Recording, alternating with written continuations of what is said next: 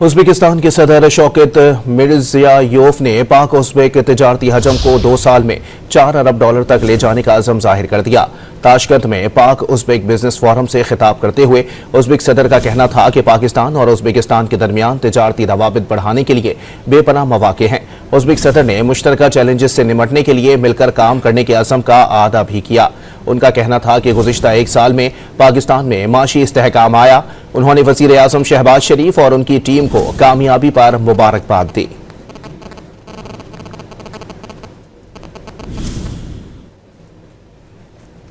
Uzbekistan के सदर Shaukat Mirziyoyev ने पाक उज़्बेक तिजारती हजम को 2 साल में $4 अरब तक ले जाने का अज़म जाहिर कर दिया।